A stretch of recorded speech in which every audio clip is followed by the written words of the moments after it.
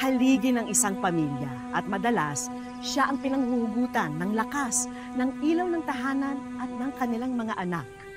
Ngunit paano kung sa isang iglap ay gumuho ang haliging ito dahil lamang sa maling bintang?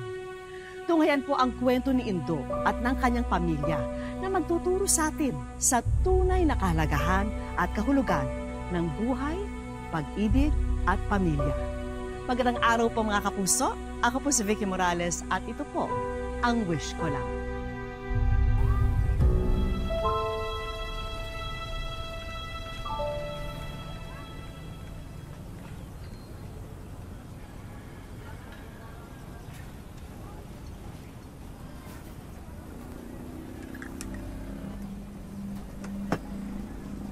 Sino yan?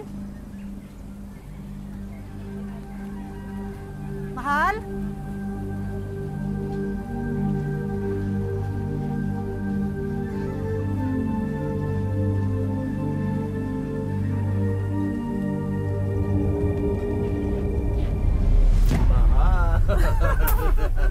Ikaw naman eh! Tinakot pa ako, akala ko kung sino. Bakit sino yung naasahan mo? Ikaw talaga. Oh, kape ka muna. Mainit ha, mainit. Salamat. Palabo ng palabo yung mga mata mo, ha? Dapat patingnan na natin. Ay, hayaan mo. Susunod na anihan, pag kumita ako, uunahin natin yan. Ha? Huwag mo na akong isipin. Gastos pa kung magpapatingin pa ako sa doktor. Ayaw mo ba nun? Mas gwapo ka sa paningin ko kapag malabo ang mata ko. Oo. Para sinabi mo, pangit ako. Hindi. Ano ka ba? Magkakaanak ba ako sa iyo ng marami? 3. Kung pangit ka sa paningin ko, Mga anak natin. Hindi ko kayang buhayin.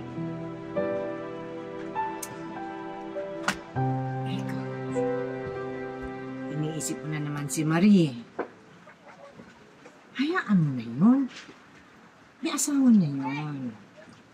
At isa pa, alam mo, pag nagkaroon ng oras yun, dadalawin tayo nun. Oo. Sabihin mo, kaya siya nag-asawa kasi tumatakas siya sa hirap ng buhay natin. Pangalawang pagtakasan niya sa akin. Ikaw ha? Ang aga-aga, nagdadrama ka dyan. Ano ba? Halika na, kumain na tayo. Magsasama ka ba mamaya? Oo. Ilalaban ko si Nestor. Oo. Ready na siya, baka sakali swerte ka. Saswertehin ka.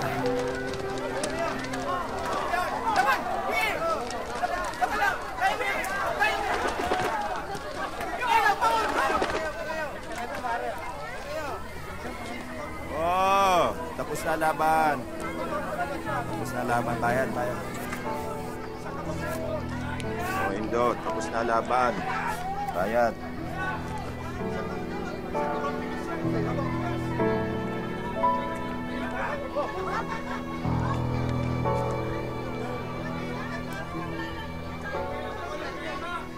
Pare ko, hindi pa katapusan ng mundo.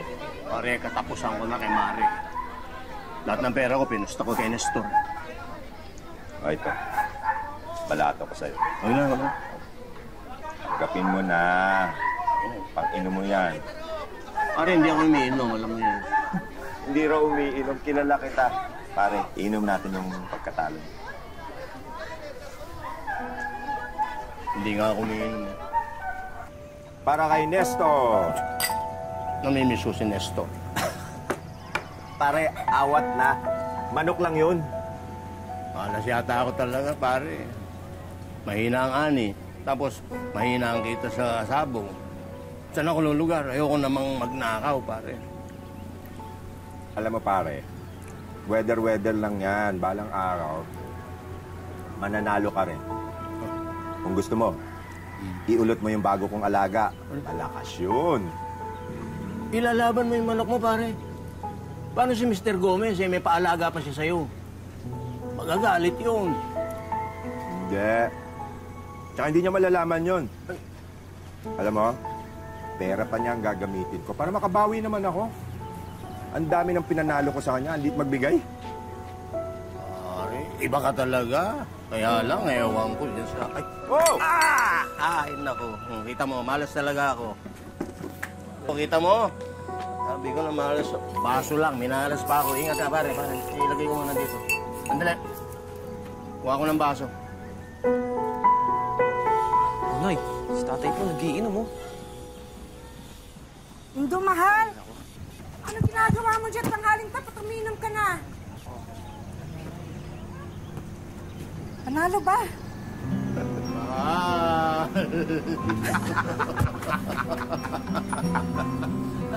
Maring bebe, nakakailang ka na, ha? Ikaw pala yan, Oscar. Nakapasensya ka na. Mag-ahit nga ang isa sa inyo. Nakakalito na kayo. Daig na pang magkambal. Oo nga eh. Anak, ipasok na yan sa loob. Alam mo, mahal, nagdududa na nga ako. Itong pare ko, parang kapatid ko sa labas. Hindi lang pinapasok na nanay ko sa loob. Ano? Panalo ba?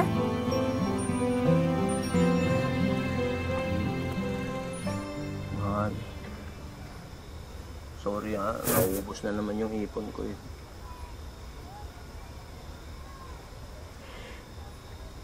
Tignan mo na kasi yung pagsasabong mo. Hindi ka man laging panalo sa kahit anong klase ng sugal. Eh, alam mo naman, gusto ko mabilis yung pag-iipon ko ng pera. Wala akong ibang gusto kundi maiahon kayo agad sa kahirapan natin. Eh, hindi naman namamadali ang lahat ng bagay.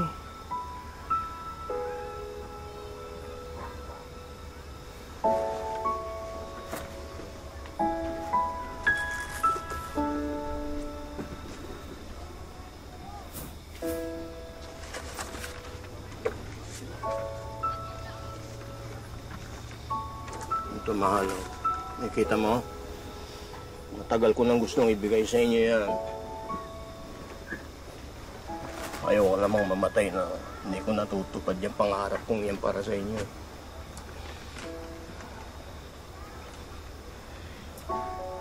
Huwag ka nga magsalita ng ganyan.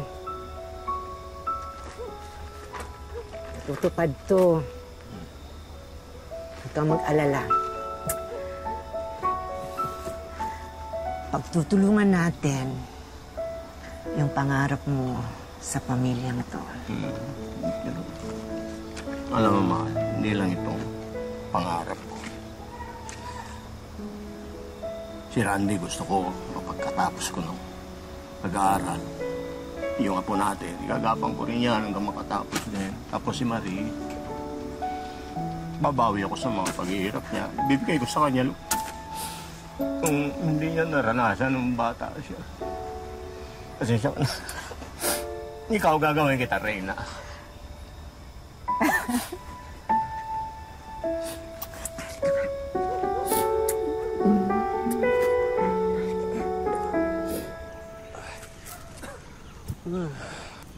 Anak, kuha mo ako ng tubig sa loob. Makainom. Ayan ang sinasabi ko sa inyo, Tay. Oh. Kung ako na lang pumunta sa palayan, edi hindi na kayo napagod.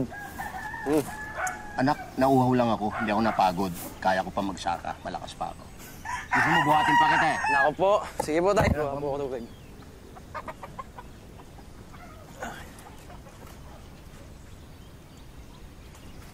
Tatay Lo! Tatay Lo! Oo, ba't sumisigaw? Ano yan? Kanina pa yun excited, bakit yung test paper niya sa'yo? Aba, eh dapat lang. 100, walang mali. Mana ka talaga sa Tatay Lo. Ano? Ako po ang pinakamataas sa amin, Tatay Lo. Pinakamataas. Ang galing. Pagdating po ni Nanay, papakita ko po yan sa kanya. Teka po, kailan po ba dadating si Nanay? Ay, dahil perfect ka, mamamasyal tayo. Ha? Gusto mo yan? O sige, sige, magbihis ka na sa loob. Lista. Lista ng pawis mo. Tanong tayo kay Aling Maring. Paklukuhan natin. Si Aling Maring, nandyan? Nasa loob po. Aling Maring!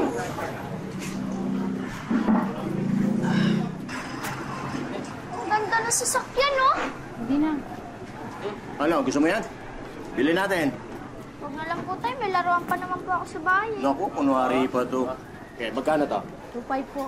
Ay, 2.5. Mahal naman. Ano to, may kasamang ginto? Remote control yan, sir. Huwag na tayo. Hindi. Bibili natin yan. Pero hindi ngayong araw na to. Sa ibang araw, ha? I-reserva mo yan. Babalikan Opo, mo. sir. Ano na kayo? Sige. Salamat po.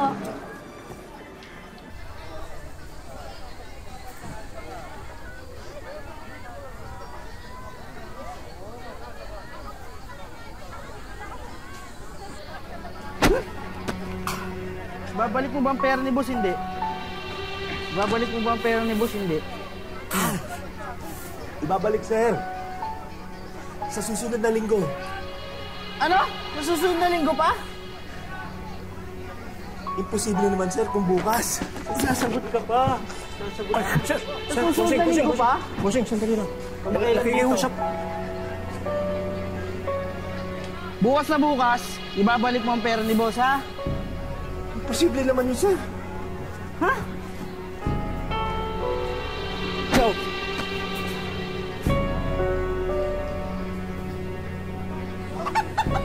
Pare, tama na yan. Huwag mo nang intindihin yun. Yabang nila. Kala mo kung sino.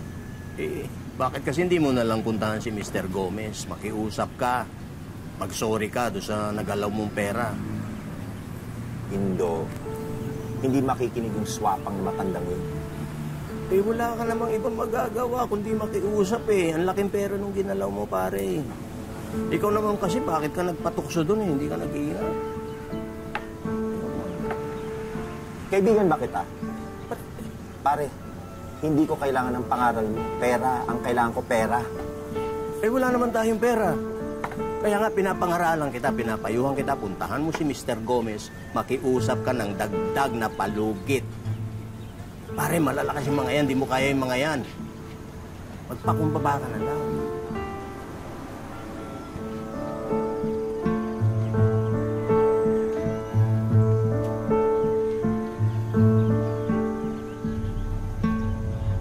Ikaw pala yan, Oscar. Nakapasensya ka na. Mag-ahit nga ang isa sa inyo. Nakakalito na kayo. Dahil ko pang magkambal.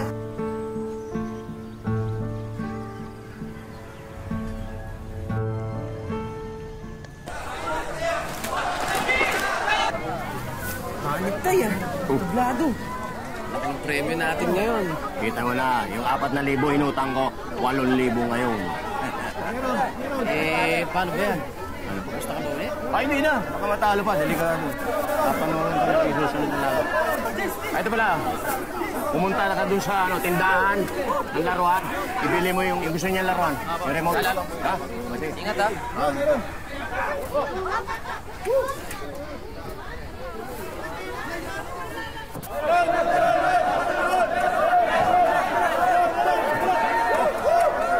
Pare! Ano nangyari? Asan yung kakambal ko, Mr. Suave? Ate. Nakausap mo si Mr. Gomez? Ayos na. Oo. Lahat makukuha sa mabuting pag-uusapan.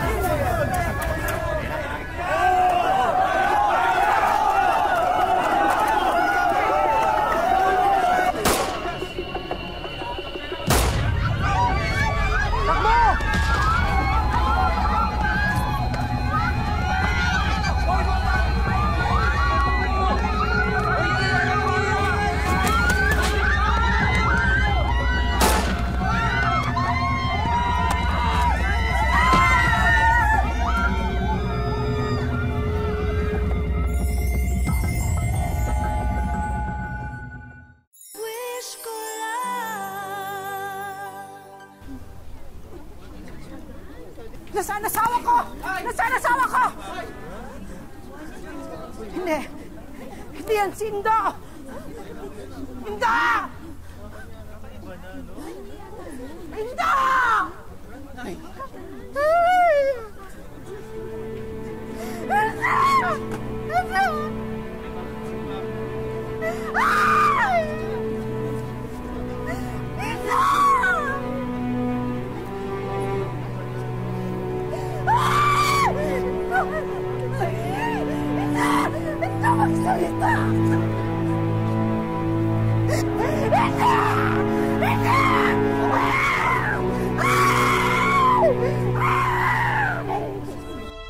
Sa pagpanaw ni Indo, halos namatay na rin ang pag-asa ng kanyang asawang si Bebe na magkakaroon sila ng isang masaya at magandang hinaharap.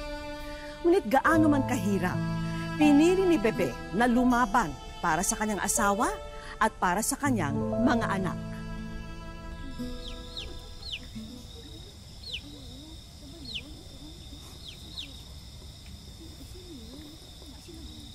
Ikaw yung lakas ko. Ang sakit! Ay ko! Ay!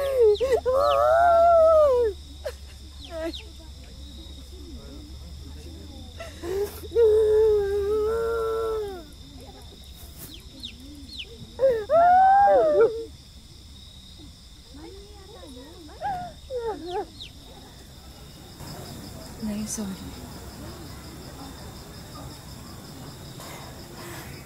Wala ka namang kasalanan eh.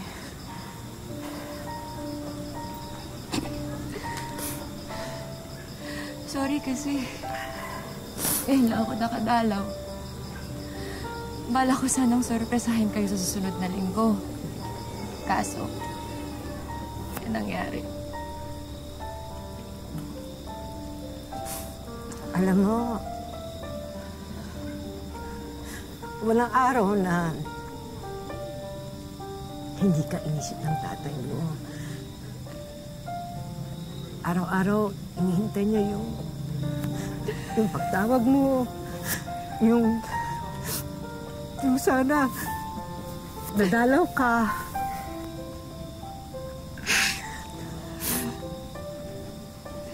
Galit po ba siya sa akin?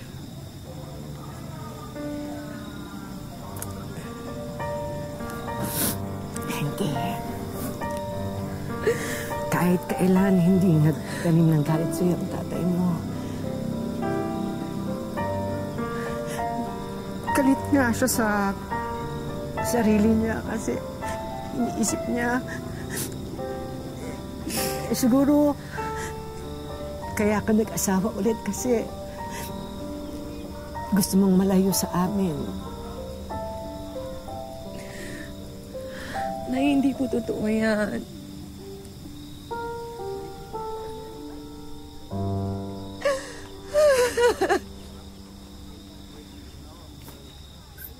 Nagpapaabot ko.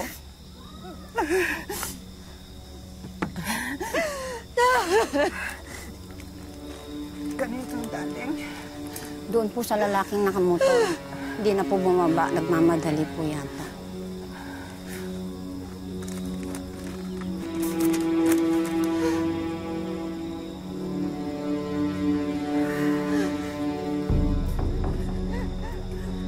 Nasaan ka?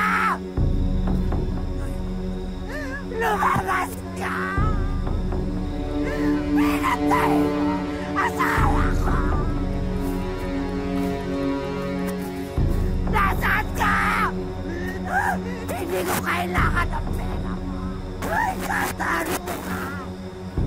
Katarungan ang kailangan mo! Ay! Ay! Lumabas ka dyan! Lumabas ka dyan! Lumabas ka!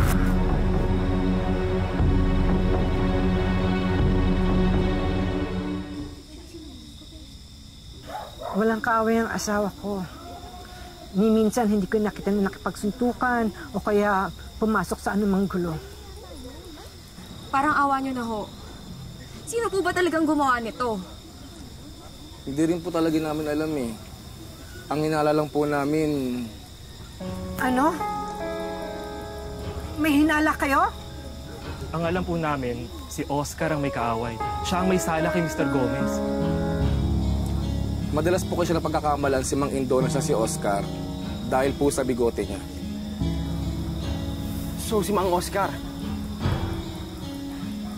Nasaan si Oscar?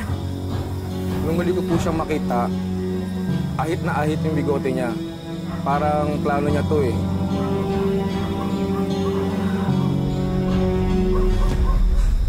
Magkape po muna kayo. Salamat po. Salamat po. Magkape muna kayo. Iabot na lang.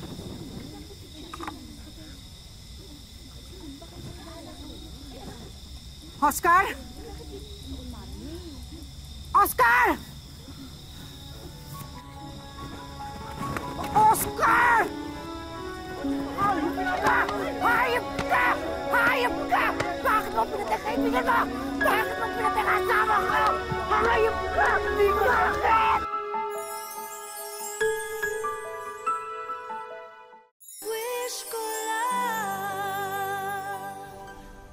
Unti-unting nabigyan ng linaw ang pagpaslang kay Indo. Napagkamalan siyang si Oscar na siyang tunay na may sala sa kampo ng mga pumatay. Ngunit kahit alam na nila ang impormasyong ito, hindi pa rin nila makamit ang hustisyang kanilang ninanais. Hindi ko siya pinatay! Biktima rin ako! Hindi, traitor ka! Pinatay mo tatay ko, ha? Ha? Paano ba? Tama na! Sinungaling ka! Natakot ako! Hindi ko sinasadya! Hindi ko alam na aabot sa ganito! Walang niya ka! Alam mo na pati ang pagkamalanin ko si Indo! Ano? Anong ginawa mo? Hinayaan mo siyang mamatay, bakit? Para pagtakpan lahat ng kasinungalingan mo! Lahat ng atrato mo! Sinungaling ka! Hayop ka! Hayop ka! Kuya Oscar, kilala mo ba kung sino yung pumatay sa tatay namin? Kahit yun lang, tulungan mo naman kami mahuli sila! No! Sagutin mo! Sino?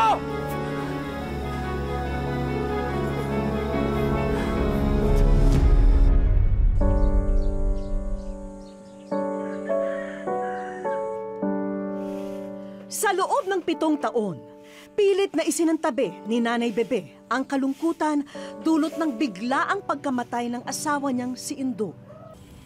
Malungkot talaga. Lalo na kung alam mo naman na wala siyang sakit. Tapos bigla siyang nagkaganon. Hindi ko alam kung anong gagawin ko. Kaya sabi ko, kung sino man ang may gawa sa kanya, may paraan ng Panginoong Diyos, yung sabi ko sa mga anak ko. Kapag may libreng araw at pamasahe, lumuluwas mula Maynila tungong Nueva Ecija ang anak niyang si Marie para siya'y bisitahin. Nag 40 days naman si tatay, saka ako bumalik uli ng Maynila sa Rizal. Tapos yung mga kapatid ko, sinasabihan ko, kasi sila, yung mga kapatid kong nandun, yung mga wala pang asawa, lagi kong sinasabihan na lagi niyong kakausapin si nanay na huwag niyang pababayaan yung sarili niya, na nandito pa tayong mga anak niya. Sa pagkawala ng kanilang tatay Indo, lalong naging mapagmahal sina Marie sa kanilang ina. Sa katunayan, sinorpresa pa nila si Nanay Bebe sa kanyang 60th birthday. Nung naman nag-60 si nanay, nung nakaraang taon, ayun na parang naging reunion naming magkakapatid, nabuo kami magkakapatid doon. Mabuti na lang, kapiling ni Nanay Bebe rito sa bahay ang bunso niyang anak na si Sherlyn. Grade 10 na siya sa darating na pasukan. At ayon sa bata, tanging masasaya ang alaala niya sa kanyang ama. Isa po siya sa naging inspirasyon ko para makayari ng pag-aaral. Kasi po, ang hirap po ng malang tatay. Para masuportahan ang mga pangangailangan ng pamilya, ang anak ni Nanay Bebe na si Randy ang katuwang niya ngayon sa hanap buhay. Saka itong anak kong si Randy, nagkikiskis ng bigas. Bali, alaga nung anak kong binata. Nag-aalaga rin ako ng mga Tagalog na manok para mayroong minsan na ibebenta. Bukod pa rito, abala rin si Nanay Bebe sa paglalako ng accessories at mga damit. Sabi ng mga anak ko, kung gusto ko daw, kila Marie. Ayaw ko naman kasi may mga anak pa akong, hindi ko kung pwedeng mag-stay dito kasi mga kapatid nyo walang susubaybay. Mas pipiliin daw ni Nanay na mamuhay rito. Sabi ko sa kanya, dito kami iniwan ng asawa ko, ama ng mga anak ko. Dito na rin ako. Sa huling hininga ko, hindi na ako aalis dito. Ayon kay Marie, ilang taon na raw iniinda ni Nanay Bebe ang kondisyon ng kanyang mga mata. Pinadoktor ako, kumuntik na palang na infeksyon. Madalas nagluluha. Kaya sinamahan namin sila rito sa eye center para mapasuri at magpakonsulta sa doktor. Ayon kay Doc, hindi naman ganun kalala ang kondisyon ng mga mata ni Nanay Bebe. Yung kondisyon ni nanay, ang tawag po namin doon is dry eye syndrome po or dysfunctional tear syndrome. Basically po, ang nangyayari po is mabilis po yung rate po ng pagtuyo ng mata. Usually po kasi pag nagkakaedad na po tayo, nagkakaroon na ng hormonal imbalance, yun po kasi yung nagkakos po ng pagtuyo po ng mata. Tila mas napanatag ang kalooban ng mag-ina sa findings ni Doc. Nilubos na rin namin ang pagkakataong ito para mapacheck din ang paningin ni Nanay sa pamamagitan ng Snellen eye test. Pero lalo atang naluha sina Nanay Bebe at Marie sa kanilang nakita. Ano kaya ito?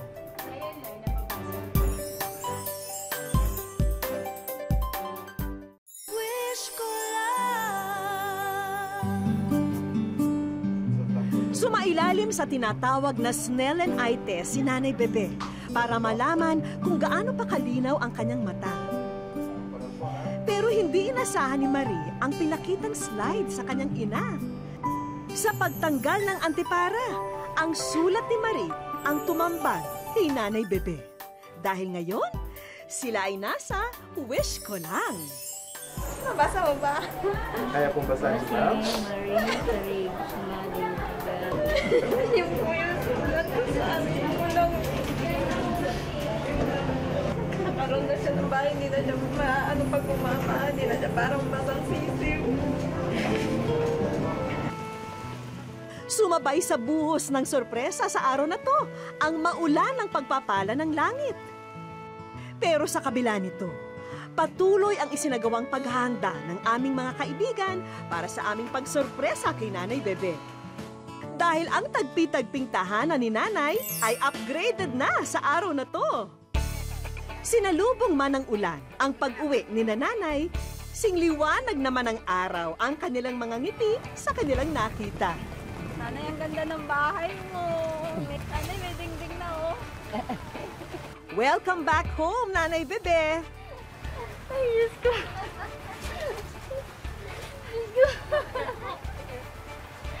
Ay, naku, parang hindi ako makakaniwala. Umpisa pa lang ito ng paggawa ng bahay ni Nanay. Ang ilang kurtina ay napalitan na ng dingding. Hindi ko ako makapaniwala. Ay, Diyos ko. Hindi ko alam na magkakatotoo pala rin winis ng anak ko. Maayos yung bahay niya kasi kasabi nga po ni Ma'am Eric kanina, alam ang pinto yung bahay niyo. Ngayon nakasilot na yung bahay niya, may pinto na. Ayos na. May bonus na regalo rin po rito, ang Nanay Bebe's bigasan na dagdag kabuhayan para sa inyong pamilya. Maraming salamat po. Hindi ko akalain na mangyayari din sa buhay namin yung ganito. Napakaligaya ko, napakasaya ko para sa mga anak. At para kina Shirley naman, ang bagong laptop with Wi-Fi device para makatulong sa kanyang pag-aaral. Salamat po. Kasi po, sa tulong po niyo na to, hindi ko po sasayangin yung opportunity na binigay niyo sa akin para po magamit ko yung mga binigay. May nawala man sa pamilya Karig, napupunan ng pagmamahal ang puwang na naiwan. Isang pagmamahal na siyang tunay na biyayang nagbubuklod sa kanila, anumang unos ang dumating sa buhay. Kasalukuyang tinatapos na ang pagbuo at pagkabit ng iba pang mga dingding sa iba pang mga bahagi ng bahay ni Nanay Bebe. Nagkasala man ng isang tao, ang pagbawi sa buhay bilang pagganti ay hindi dapat mangyari dahil kailanmay hindi matutumbasan ng salapi ang halaga ng isang buhay. Hanggang sa susunod na Sabado mga kapuso, ako po muli si Vicky Morales at ito po ang Wish Ko Lang.